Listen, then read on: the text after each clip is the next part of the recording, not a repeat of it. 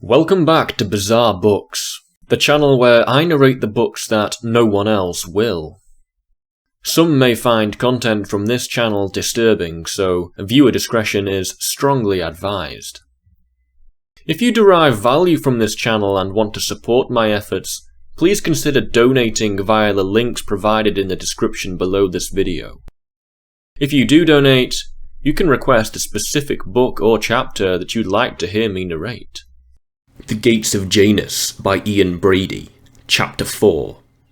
God so commanded and left that command, sole daughter of his voice. The rest we live, law to ourselves, our reason is our law. Paradise Lost, Milton. Who can deny having experienced moments when, had you owned the power, you would have gladly destroyed the world and every living creature on it in your anger and despondency, like a thwarted, disgruntled child? In retrospect, when the blood has cooled or circumstances brightened, you may self-flatteringly asseverate, "Oh, but I didn't really mean it." Nonsense. Had the world-extinguishing button been under your thumb at that particular moment of inspired rage or evil brilliance, you would have pushed it with grateful exhilaration, even joy, the Götterdämmerung syndrome. I offer this to illustrate further that there is no great gap between the law-abiding and the criminal. It is man's expedient or delusional nature to parade lack of omnipotent power as evidence of innate virtue, well knowing the latter formed no motivational part of his thoughts or emotions at the moment of resentful revenge. Given the right conditions and circumstances, particularly when frustrated and depressed, do we not all harbour the homicidal, megalomaniacal urges of Nero hidden deep within? Quote, "If the mob had one throat, I'd cut it," end quote. Or the ferocious inclinations of the Marquis de Sade. Quote, "How many times have I longed to be able to assail the sun, snatch it out of the universe, make a general darkness, or use that star to burn the world. Oh, that would be a crime." End quote. Such extreme examples of criminal candour scorn the parameters of stereotypical bromides and threadbare truisms with which theologians, moralists, and sanctimonious tyrants seek to exculpate or cloud material motives. One should try to be honest with oneself, almost as a daily devotion. Forget the moral pedants. Many shriveled academics attempt to measure the human psyche with crude calibrators, much like those television grotesques with swingometers you see on election night. If history teaches anything, it is, in every war or ideological conflict, both sides genuinely believe themselves to be right. They deny purely selfish stimulus, paying lip service to lofty moral concepts, but unwittingly reveal, by their actions, the true and universally empirical belief that the end does justify the means, that might is right, that the victor does dictate morality and legality, that often two wrongs do make a right and two rights a wrong.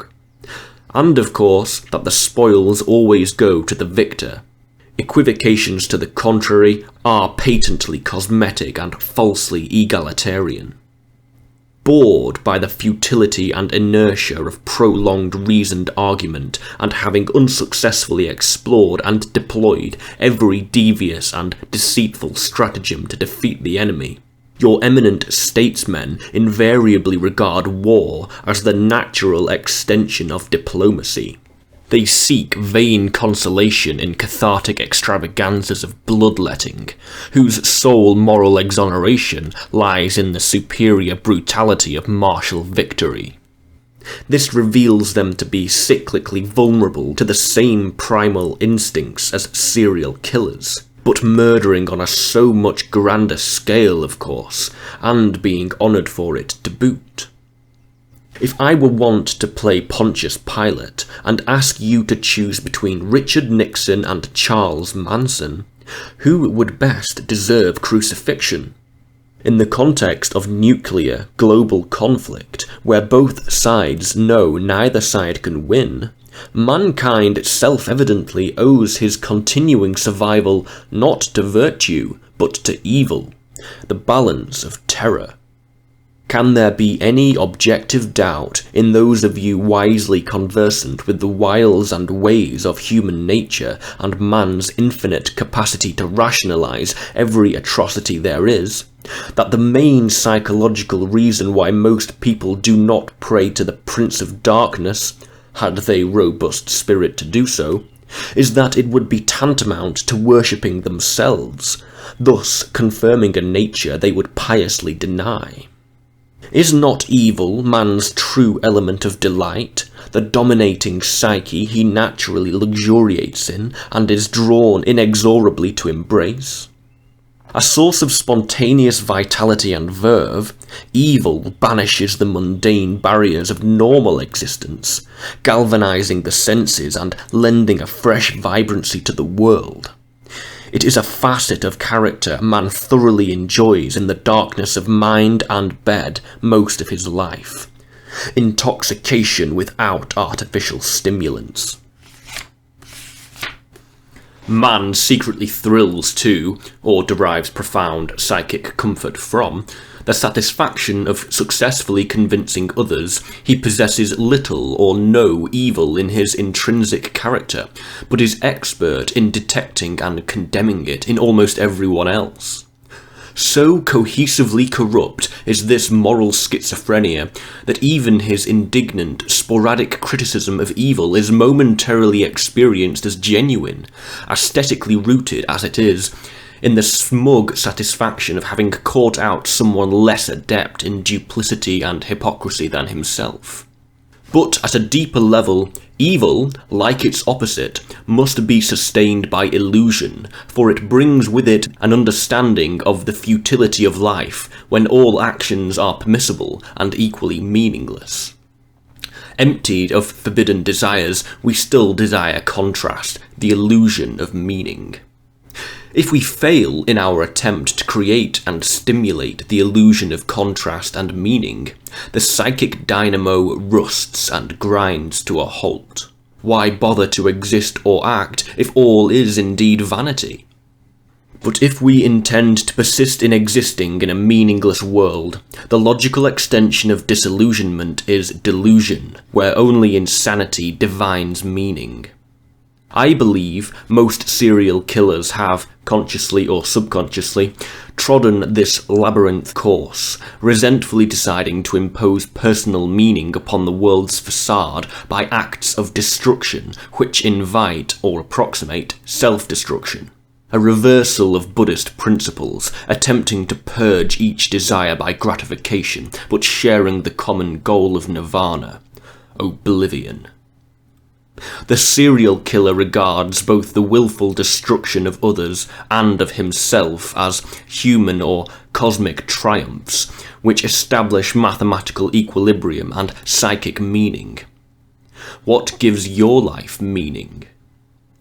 Losers are considered fair game to mankind in general. People must have someone, anyone, to throw to the lions as a reward for their own grudging adherence to public virtues, tiresome virtues, the observance of which infuriatingly devours most of one's brief existence on this insignificant speck of spinning dust. Such people, unlike the serial killer, have chosen to allow other people to guide their destiny and must pay the price of expedient subordination. It is perhaps comforting to realise that even those citizens who achieve the zenith of wealth and power by moral languor are still too afraid to freely enjoy its rewards because of the public image of probity they weightily forged for themselves and are forced to maintain. Man is an unswerving moral hypocrite in many other fields of dishonest endeavour. He perversely despises imitation, whilst in the very act of duplicating, claims originality in the midst of his own mediocrity, searches out opposites against his will, seeking an otherness he truly does not wish to find. He then compounds this chimerical assortment by inventing in his own image false gods to placate, fanatical dogmas to prosecute, and absurd prophecies to fulfill. All this convolutional jousting is performed primarily to avoid confronting his true nature. It makes little difference, for he fretfully remains the scourge of the earth.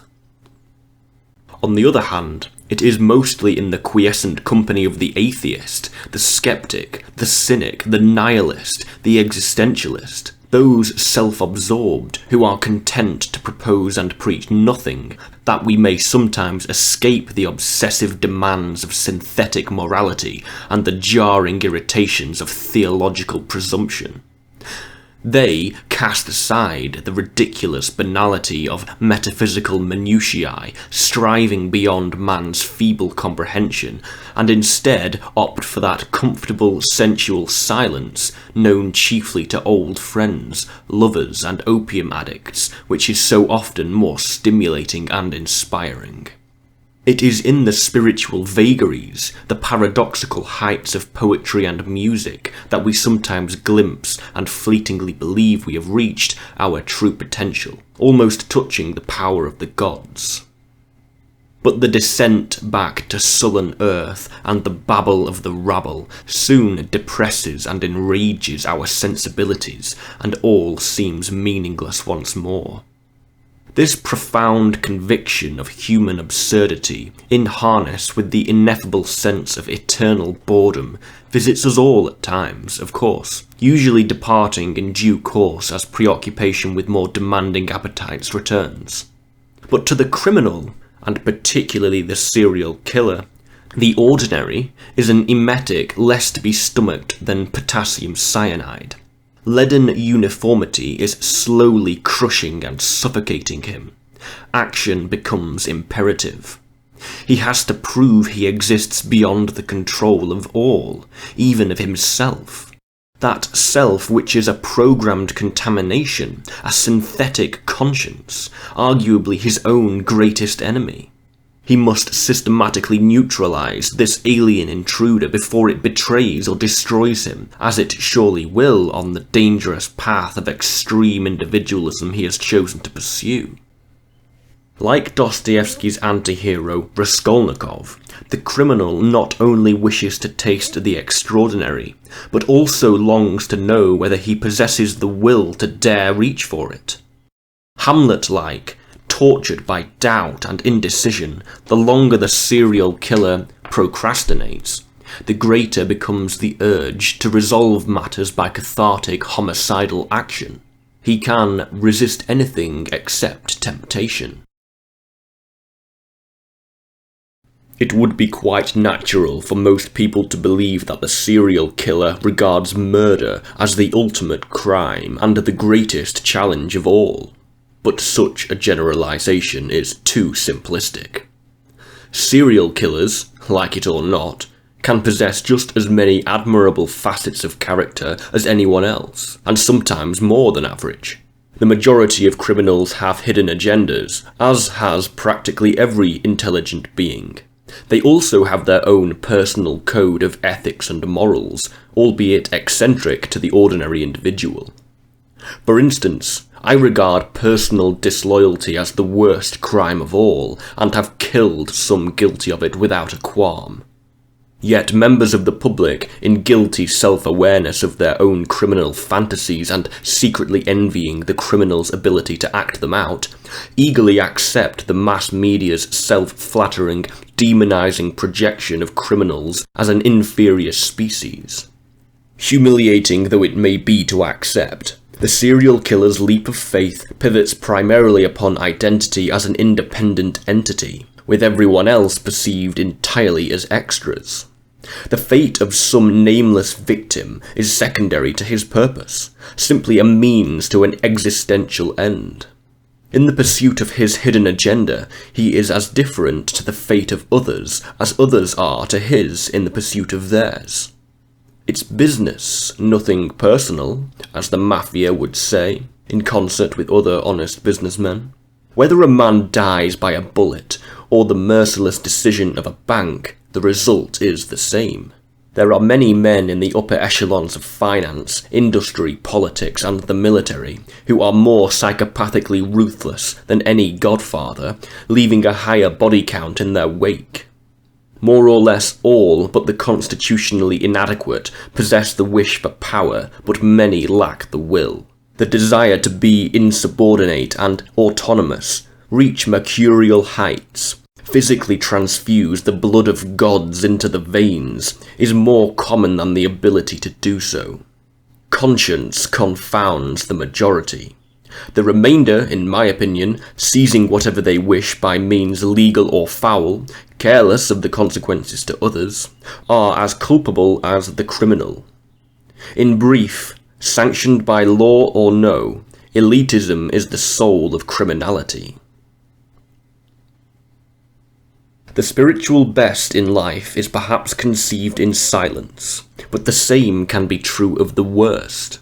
Whatever gains are conceived in the silence will eventually be interrupted, for good or ill, by the approach of some frenzied believer in something or other, anything at all, who will not desist until he has pressed his delirious delusions upon you, no matter how fatuous. This species of inquisitorial prophet would almost rather kill you than let you elude conversion to his moral, political, philosophical defamations of character. The corrosive obsession will feverishly torment him to proselytize every person in sight. Your tolerant indifference, peace of mind, or independent spirit would be interpreted as a personal affront to the arrogant eyes of such religionists, who supposedly believe in original sin yet appear to consider themselves exempt. The born-again Christian, or worse still, convert, is so zealously pleased with himself that he apparently has little time to please anyone else. Such people represent in microcosm the psychological mechanisms, dogmas, and fanaticisms which have helped foment ideological wars throughout the ages and to this very day. They recognize no middle ground. What do I believe in? I reiterate, moral relativism in all matters other than personal loyalty to chosen individuals. Studying humanity with the objective detachment of a spectre, my active, free participation in the human comedy now being constrained by Magnese steel bars and electronic eyes, I have observed nothing in the social evolution of mankind to shake my lack of faith in human nature in general.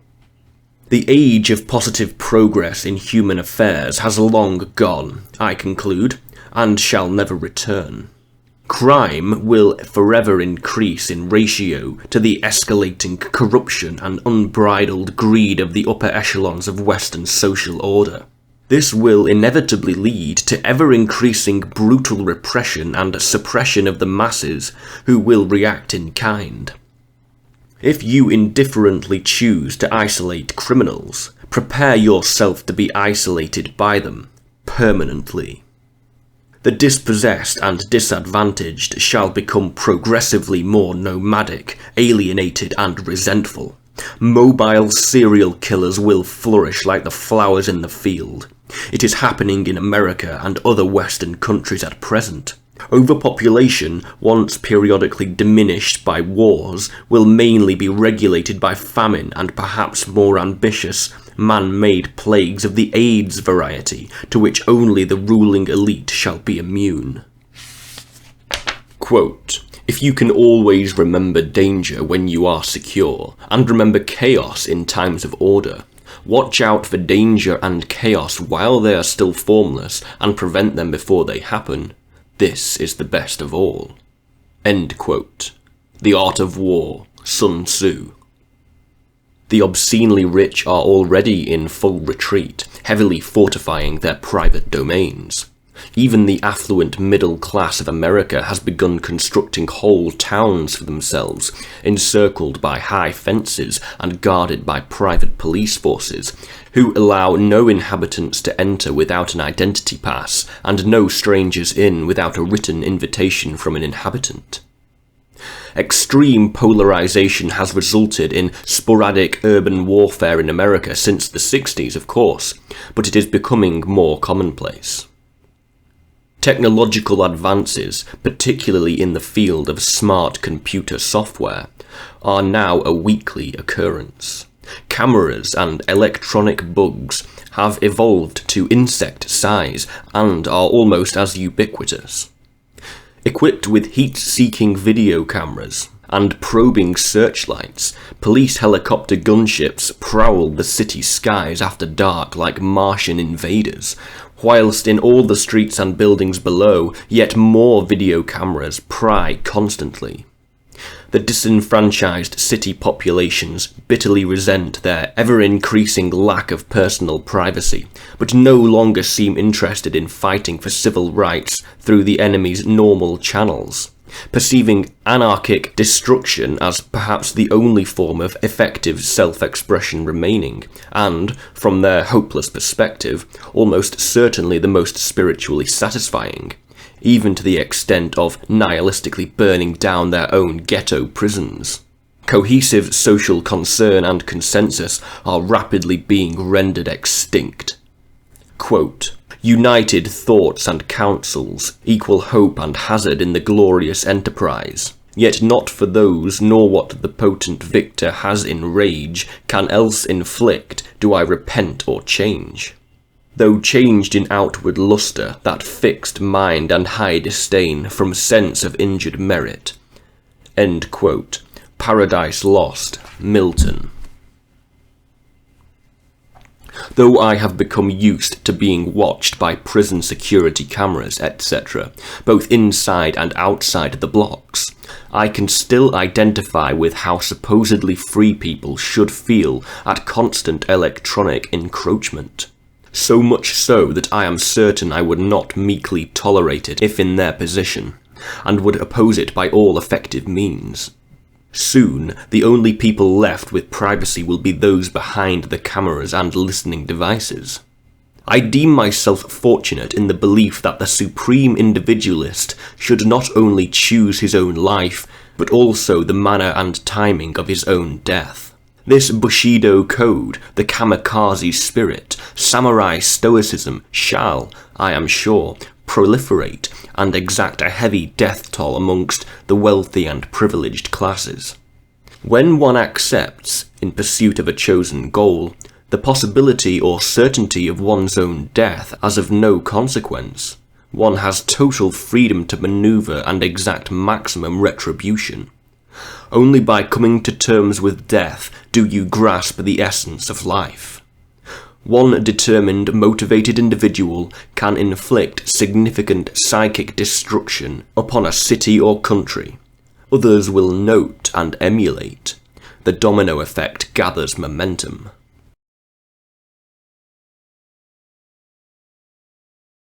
Observing the human condition with a strong sense of absurdity, I appreciate the solution to man's ills when offered by that wonderful comedian W.C. Fields, who splendidly suggested, quote, "Instead of having wars, the leaders should be put into a stadium to fight it out amongst themselves with socks full of horse manure."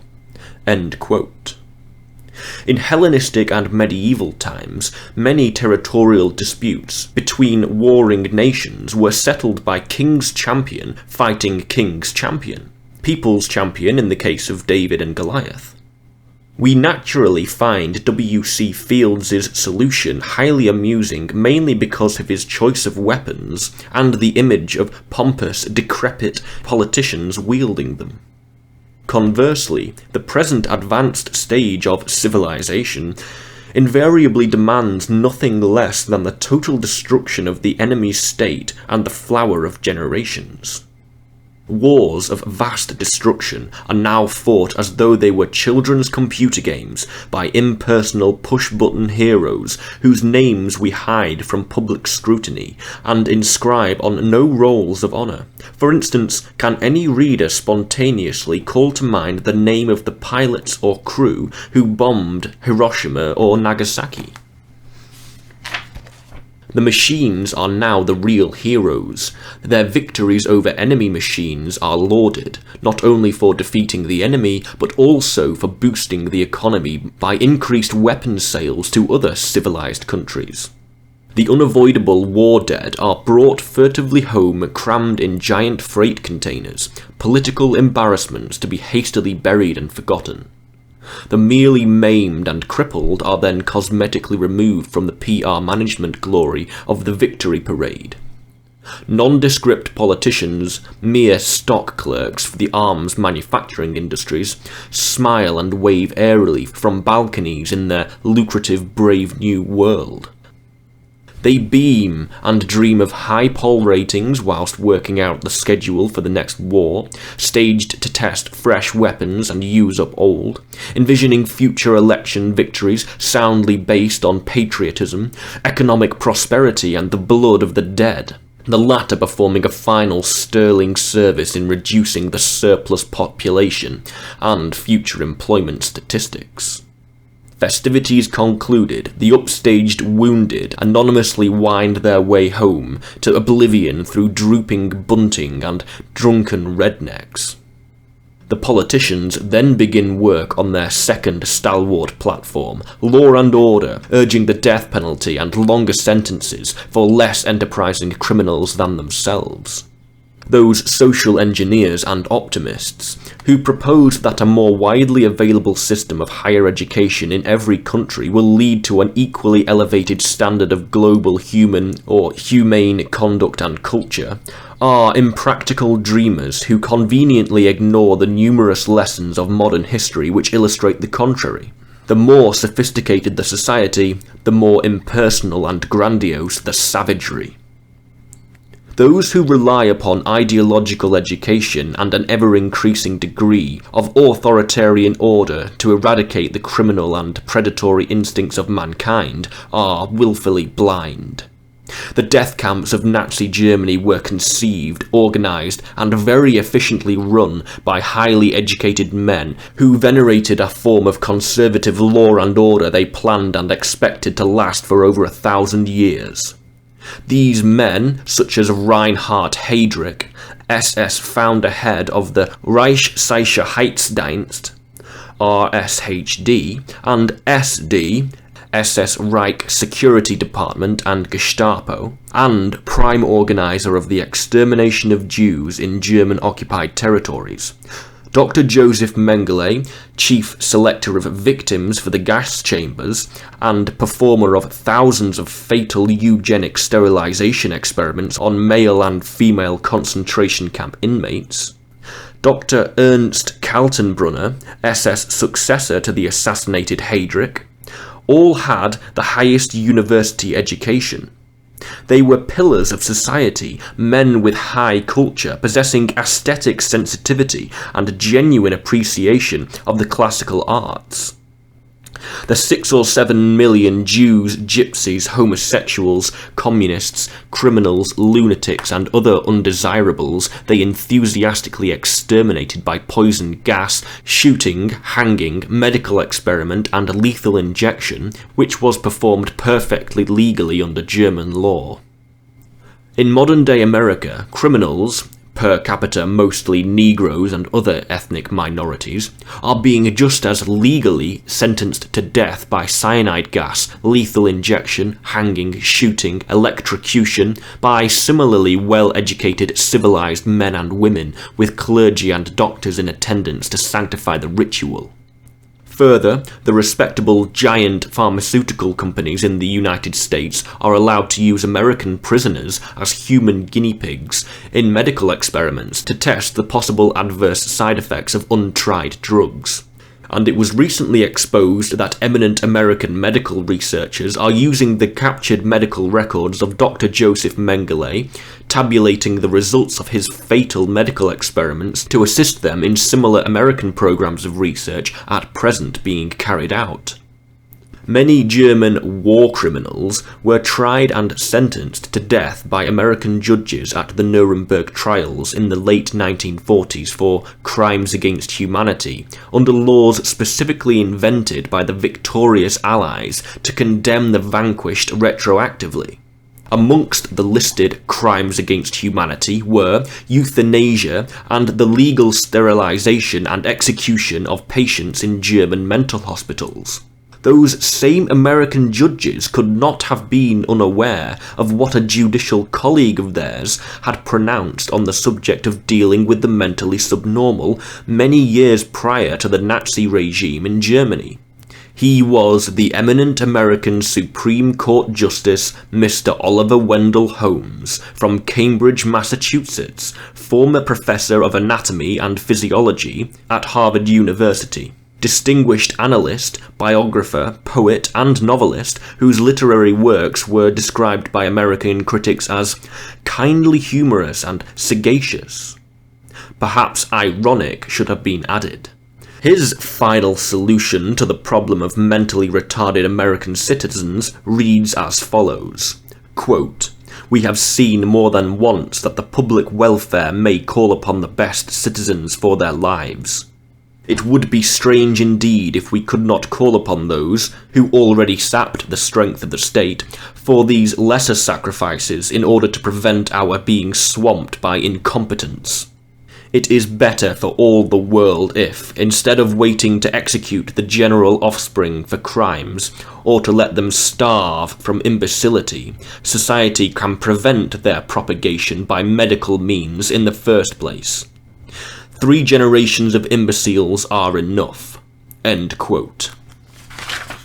The justification or rationalization of wrongs performed by the leading lights of so-called civilized society, be it in wars, persecution, discrimination, and general law enforcement concentrated upon the ferocious punishment of predominantly blue-collar criminals, does more than suggest that, on the whole, it is the highly educated conformists, not the dissenters or criminals, who represent the greatest danger to humanistic culture and the very existence of mankind.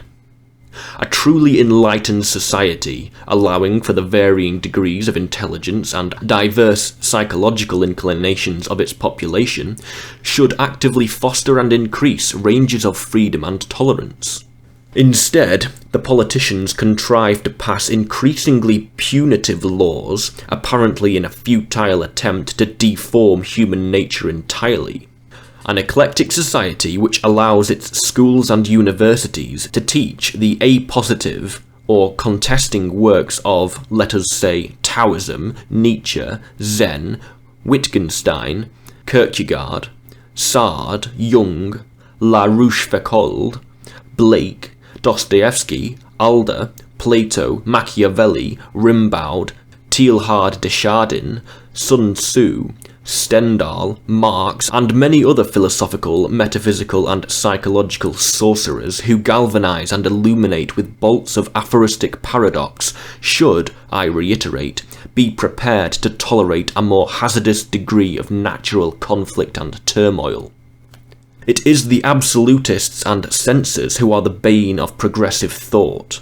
Men of genius transcend the tempting knowledge that all is vanity, resist its concomitant urge to suicide, and retain the will to contribute original concepts which may slowly further the evolution of the species.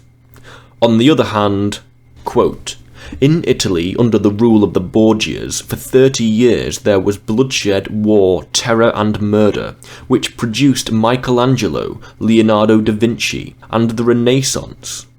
In Switzerland they had 500 years of brotherly love, peace and democracy. And what did that produce? The cuckoo clock." End quote. The Third Man, Orson Welles. This perhaps perversely illustrates that those whose nature thrives on creative destruction also serve to strike inspirational sparks into the surrounding darkness. Contrast and paradox radiate dynamism. End of chapter 4.